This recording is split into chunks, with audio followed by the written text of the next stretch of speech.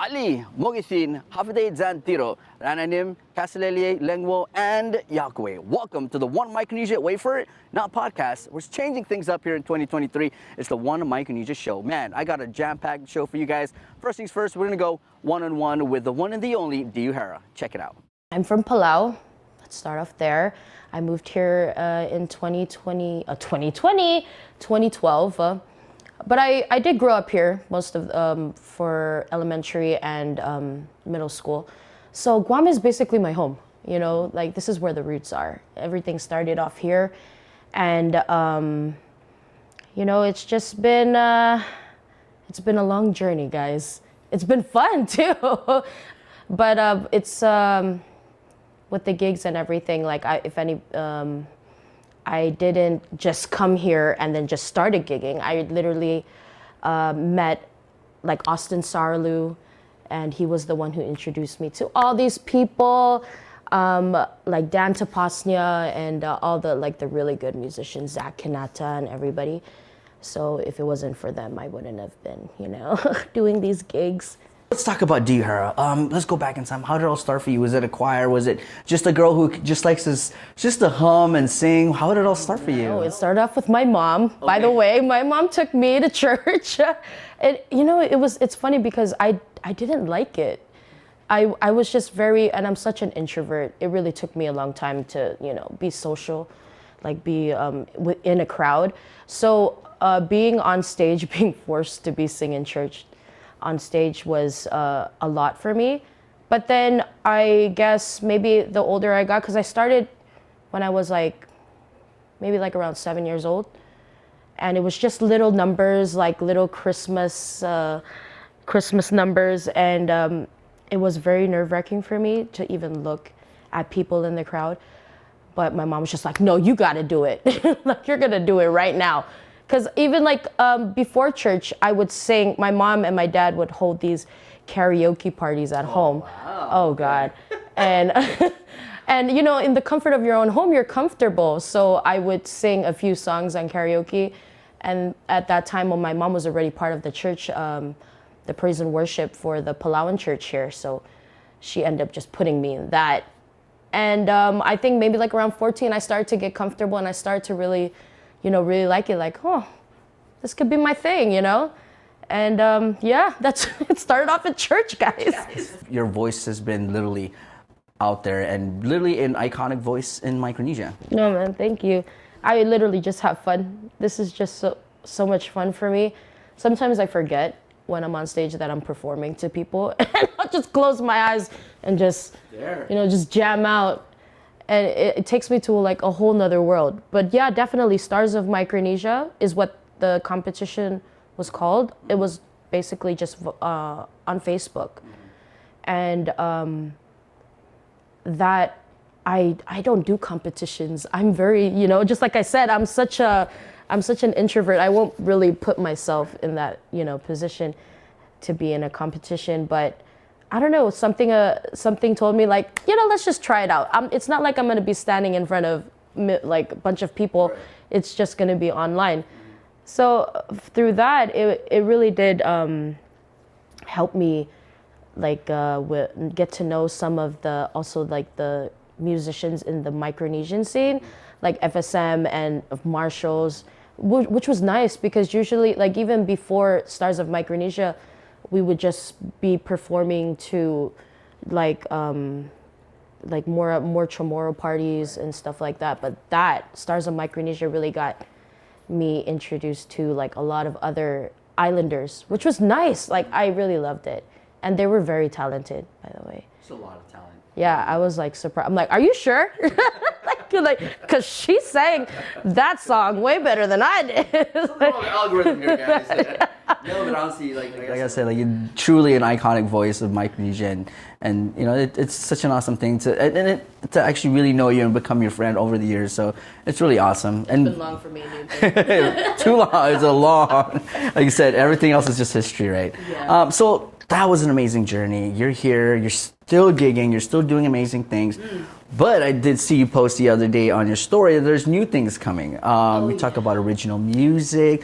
Let's get into that. Let's talk about that. So I know a lot of people have been like wondering like, why are you only doing original music now? Well, because back then I was so into, I mean, not back then, but still up until this day, I love performing live. And even though it is just cover songs, it's just, there's just like a lot of, I don't even know how to explain it, but I love it. And to the point where I book myself. So like 7 days in a week, you know? And at the same time, it is my hustle too. Right. But before all of that, I love to perform and go out to these gigs and then, you know, do all of that. So with all of that happening, I didn't really have the time to really sit down and think about, you know, writing a song or just lyrics in general. You know, it was just hustle and bustle, like you got to do this, you got this gig, blah, blah, blah. But now, like, this year, I told myself, I was like, you know, I'm just going to cut down on the late night gigs so I can have some time to really work on originals, because I think it's already about that time. Because I think to me it's more about the experience. You're building these experiences because right when you're ready to write a song, you already know what the hype is behind the song, the feeling behind the song, Exactly. the meaning behind the song. Yeah, I really don't regret, like, you know, doing all those gigs and not really putting in the time for originals. If anything, that, like what you said, it really gave me more experience and like how I would want my songs to sound like, you know. It's so hard for me to explain, but yeah, like with that whole with all these gigs and stuff and different people that you play with, you know, you muster up all these ideas in your head. So when it's actually time to get down and like write and then arrange how the instruments and everything you wanted, like how you want it to sound like, you already have some kind of idea in your head, just like resorting back to the gigs that you've done and the people that you've played with, you know, like, I don't know if that makes any sense. It does make sense. You say, I mean, because you talk about it, because it's not just writing the song. Yeah. You have to write it, and then you have to put music onto it. And then you have to go into the studio. Yes. That's another part. So you've gone through these things through the years, so now you know, like, who to go to, or who can make this sound for me. And like I said, like it's time, and I think you're ready. So, can you spill a little bit of what's coming up, or are we just gonna wait? I mean, like, no, I can. Like, it's not real. I'm not gonna be like sneak peeking it though. I really want this to be super, like, you know, like good. And but yes, I am writing original music, and we are putting in the work, and you know, figuring out how we want this to sound. It's definitely reggae. By the way, because how can you not? Hello, it's D. You have to. I reggaify everything. All these R&B songs, like these covers, it could be Beyonce. We're gonna skank it at a gig. D, watch out, we're coming for you. We're gonna reggae that jam. Yeah, I reggae everything, and I realized that, like, no, this is where I belong. This is my genre. You know, I mean, I love R&B, hip hop, and all this stuff. You know, anything, any genre under the sun, I love it.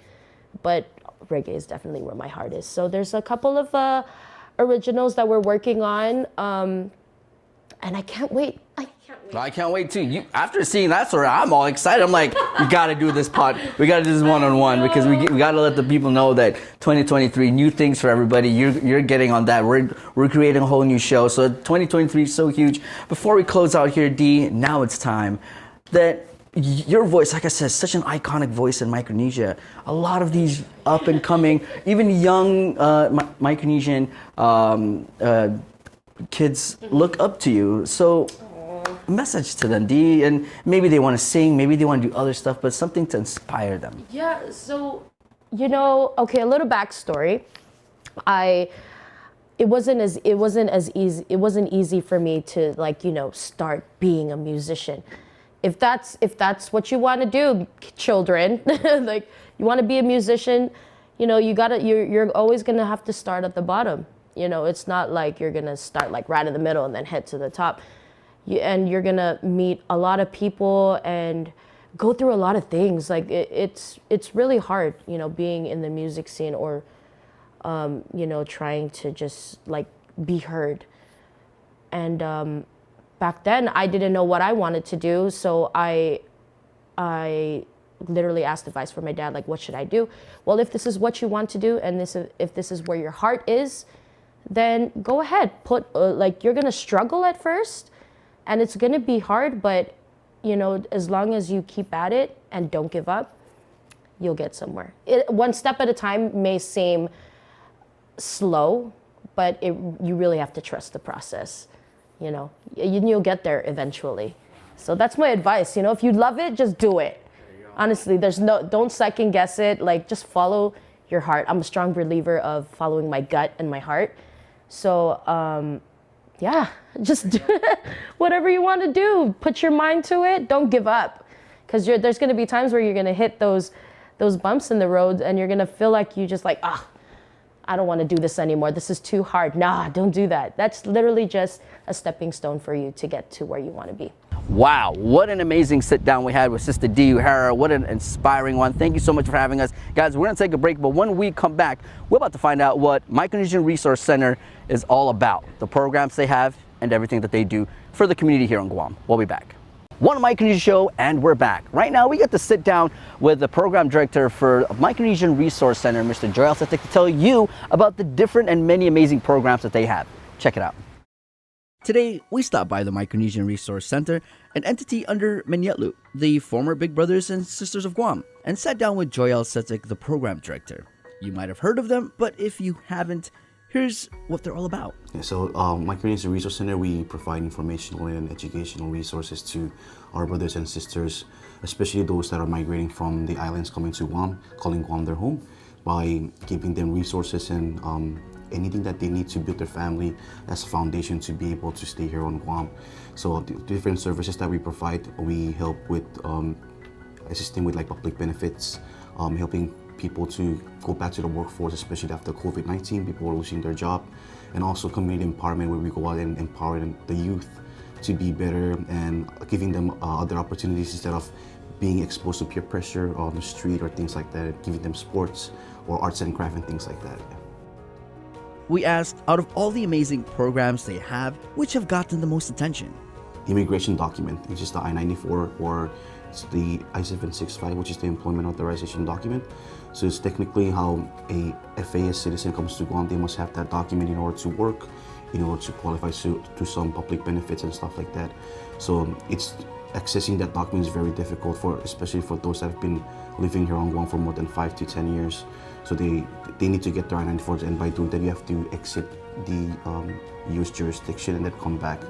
So that's the most popular service that we help with. But also, when other public benefits or other public assistance arrive that are fairly new, like that Medicaid is fairly new too. So that's one of the popular services that we also have, followed by, I would say, assistance for like housing and Gura. Yeah. It's a brand new year, and I always ask this question: what's new here in 2023 at the Micronesian Resource Center in terms of new programs, activities, and events? So we always try to make collaboration and create networking with our partners. So one of our upcoming events this coming February is our stakeholders meeting. So we're trying to link up with our stakeholders, community members, to give us feedbacks on what the community needs, so we can able to pave the way of us what we're going to be doing for the calendar year. So in February we'll be doing that, and then we're also launching the plan for the One Healthy Micronesia 5K. That's going to be happening in July. So we'll be launching out a couple of announcements for that. And then of course we're always excited for our Micronesian Youth Forum, which is going to be happening somewhere in November. And of course other many are the organizations, other projects like Breakfast with Santa. But those are the main three I can think about that are going to be our main focus this year, which is the Stakeholders Forum. We also have the Micronesian Youth Forum, and then the One Healthy Micronesia 5K. For those with inquiries, here's how you can get a hold of them. So we're active on social media. We have Facebook and Instagram, mrcos.guam, or the best way is just to contact us by phone. So you can call us at 789-1265, or we're also located here in Tamuning, or we're open from 9 o'clock to 4 o'clock. Our office in Tamuning is right across of Applebee's, right behind American Printing. And of course, before we close out, I asked Joel, what message does he have for our FAS citizens who are here on Guam or for those who just moved to Guam? We're always here to support and empower the community, so anything that the family needs, doesn't matter what's the situation is, we're more than happy to try and do any approach that may resolve that or maybe give the right resource or assign to the right resource for them to gain the right help.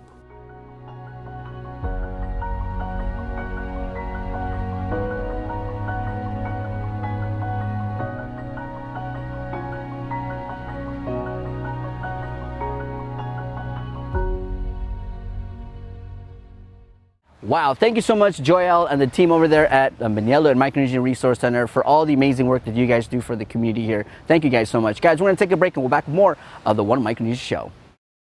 One Micronesia Show, and we're back. This next feature is a collaboration from Sosed Production, Lisa Yamase, and Carol Ann Carl. So here is Ocean Mother. Check it out.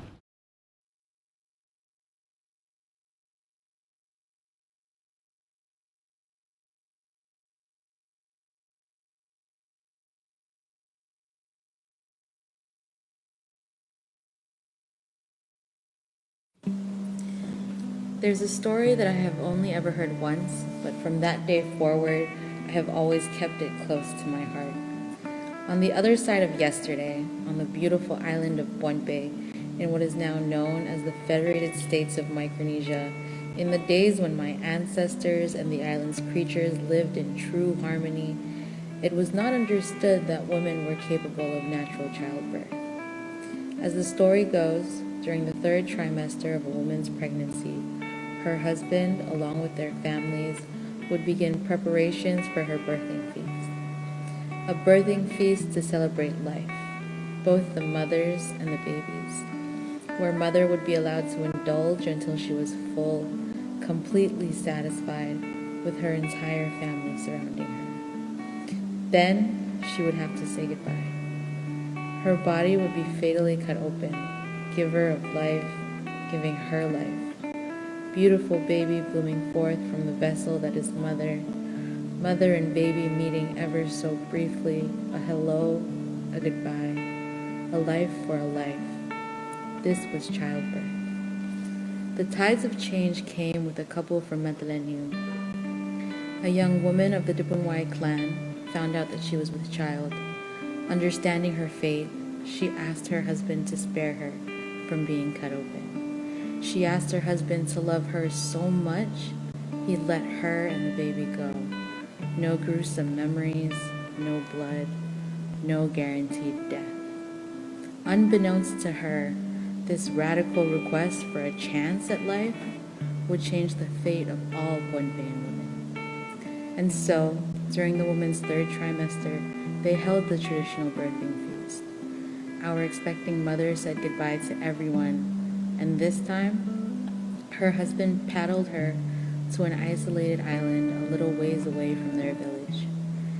Here, he promised that in 3 months' time, he would return to collect his little family's bodies, bringing them back to his village to hold a proper funeral. With a tender goodbye and heaviness in his heart, he left. No one knew for certain what would come of the expecting mother and their unborn child. Within the period of those next 3 months, alone on this island, the woman went into labor.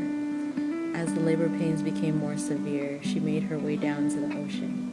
She sat in the warm sand, the shallow waves washing up against the lower half of her body, soothing her pain, the beautiful waters cooling her body temperature as the pain grew more and more severe. All of a sudden, she was no longer alone. A stingray, the creature of her clan, swam to her. Feeling her clanswoman's distress, the stingray would act as her midwife. When the woman gave birth, the stingray caught the baby on its back. Using the stinger on its tail, the creature cut off the baby's umbilical cord and gently placed the newborn in the arms of the new mother.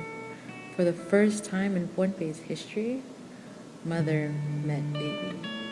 Over the course of the next couple of weeks, the stingray took it upon itself to catch fish for the new mother, providing the source of nourishment the woman needed to breastfeed.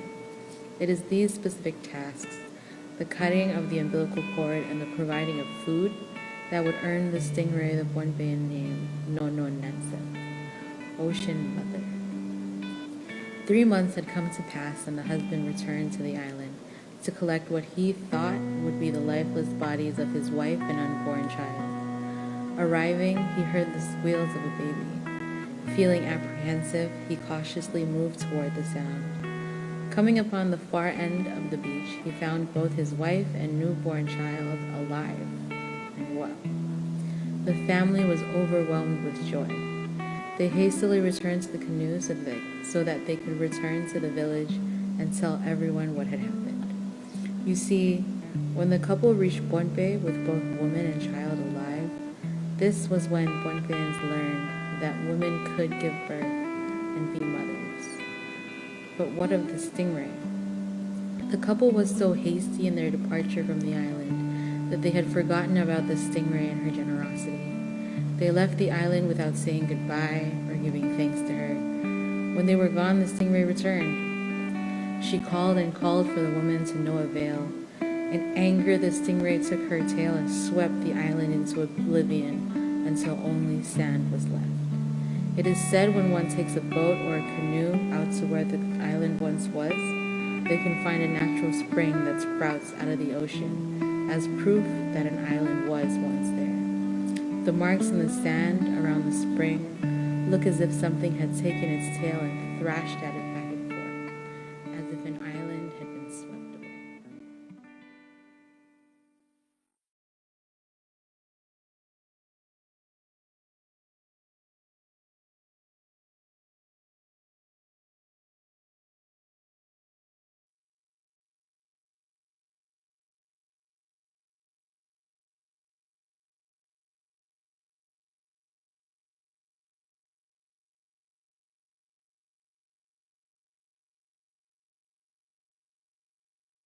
Wow, who would have thought that charcoal art and storytelling could just come together and just tell a beautiful story? Thank you so much to Soset Productions, Lisette Yamase, and Caroline Carl for that amazing piece. Guys, we're going to take a break and we'll be back with more of the One Micronesia Show. The One Micronesia Show, we are back to close out with the One Mic Jam Session. Our featuree is Buster Mudatok all the way out in Hawaii with this one called Nole Holiday. Check it out.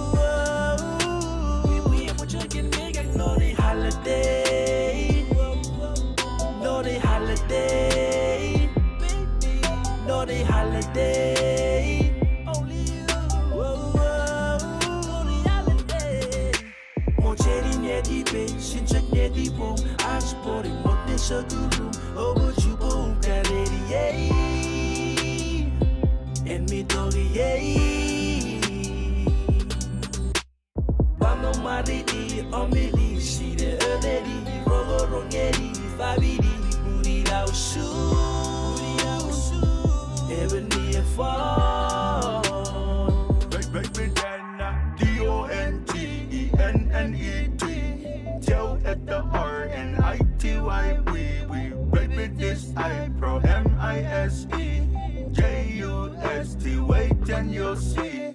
DONGENNE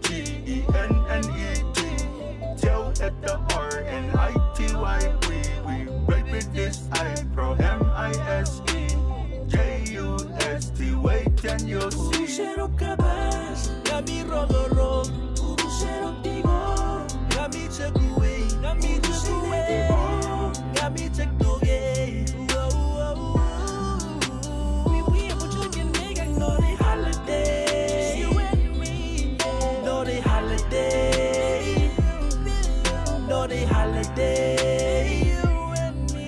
Whoa, whoa. We ain't gonna drink and make a naughty holiday. It's you and me. Naughty holiday. It's you and me. Naughty holiday. Only you. Whoa, whoa.